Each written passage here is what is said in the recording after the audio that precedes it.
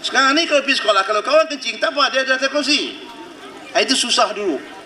Walau bagaimanapun, oleh sebab persekitaran sekolah yang tidak mengizinkan murid-murid belajar terus di ladang tersebut, hanya pada tahun 1986. 86 sekarang dah lebih kurang 30 tahun dulu, 20 tahun dulu, 23 tahun dulu, sekolah ini telah pun berpindah dan menumpang di bangunan sekolah kebangsaan Sungai Tuk Pawang Bidung Kedah sehinggalah ke hari ini.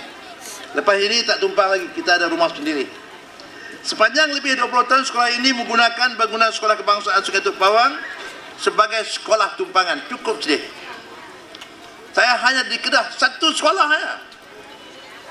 Hanya di Kedah sekolah tamil tumpang sekolah orang. Ini itu perkara yang siapa pun tak terima akal. Kita akan belajar 200 lebih tumpang 20 tahun. Itu sebab kerajaan mau bagi dia punya tanah sendiri, rumah sendiri sekarang ini. Kita tunai janji ni, bukan kita tak tunai janji, kita tunai janji. Sepanjang lebih 20 tahun sekolah ini menggunakan bangunan sekolah kebangsaan Sungai Tuk Pawang sebagai sekolah tumpangan. Banyak masalah yang dihadapi oleh pihak sekolah, terutamanya dalam urusan pentadbiran sekolah serta proses pengajaran dan pembelajaran sekolah. Semua kekurangan. Ekoran dari permasalahan tersebut, pihak sekolah telah berusaha sedaya upaya sejak tahun 1994 sehinggalah ke hari ini untuk mendapatkan bangunan baru sebagai jalan penyelesaian kepada masalah-masalah yang dihadapi selama ini. Akhirnya pada hari ini kita gembira, kita bersyukur kepada Tuhan kalau usaha kita telah pun ditunai oleh Tuhan dan nampaknya akan memberikan hasil yang baik. Anak-anak kita akan dapat belajar dengan baik.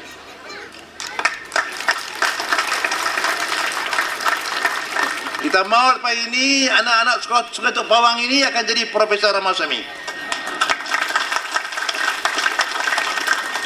Ini Profesor Political Science.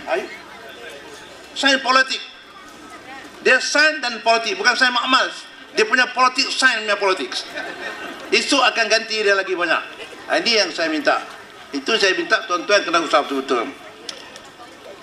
Tuan-tuan dan puan-puan sekalian, untuk menghormat tuan-tuan dan puan-puan, kerajaan Kedah telah peruntukkan tanah seluas 5,5 ekar tanpa dikenakan sebarang premium. Ini free of charge.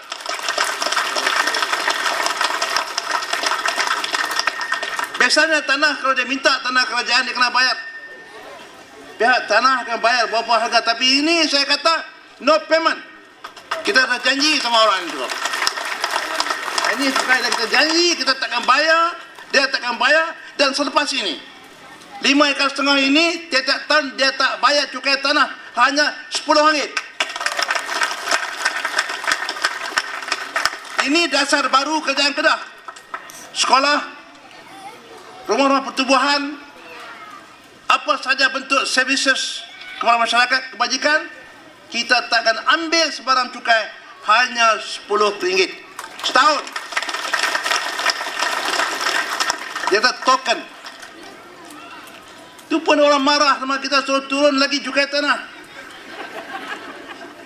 Ada dia kata tak nak minta turun cukai tanah. Saya kata ini orang cakap dia sudah terlepas kereta api. Kereta api sudah pergi, dia baru sampai. Kita sudah turun cukai tanah lepas 3 bulan kita perintah, cukai tanah sudah kita turun. Kerajaan rugi RM50 juta. 50 juta berkorban untuk rakyat. Cukup demikian kita mampu tadbir negeri, kita mampu bagi bantuan dan mampu bagi tanah untuk tuan-tuan. Jadi tanpa sebarang premium.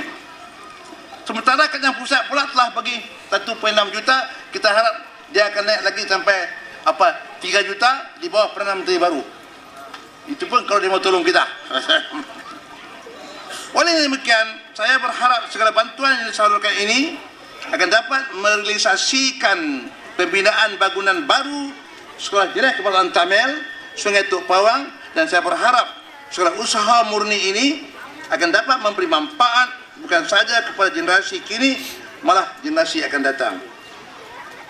Penantian dan harapan selama 20 tahun oleh para guru, ibu bapa, murid dan masyarakat setempat telah dapat dibuktikan dan direalisasikan. Saya berharap dengan adanya pembinaan bangunan baru ini, anak-anak di sini dapat diberikan pendidikan taraf dan kawasan lain, dan kerajaan negeri akan membantu setiap upaya yang mampu demi untuk masa depan pendidikan rakyat. Kejayaan program pada hari ini juga membuktikan bahawa kerajaan amat prihatin dalam bidang pendidikan. Saya suka tegaskan bahawa sebagai orang Islam menekankan aspek pendidikan. Kita mau melihat, biar kita buang wang sikit, 1,000 gaji guru, dia boleh ajar 40 budak. Tapi kalau kita tak mau bagi gaji guru RM1,000, kita kena lantik 10 polis untuk jaga 40 orang. Lagi mahal punya gaji. Ini sebab kita mesti tekan. Orang tak pandai, banyak jahat, kena gaji polis. Kita bagi gaji guru, 1 orang 40. Ini yang kita berusahakan. Jadi kita minta supaya kita mesti menghormati pendidikan kita, sekolah, bersokongan, sebab otak ni Tuhan bagi yang rata-rata.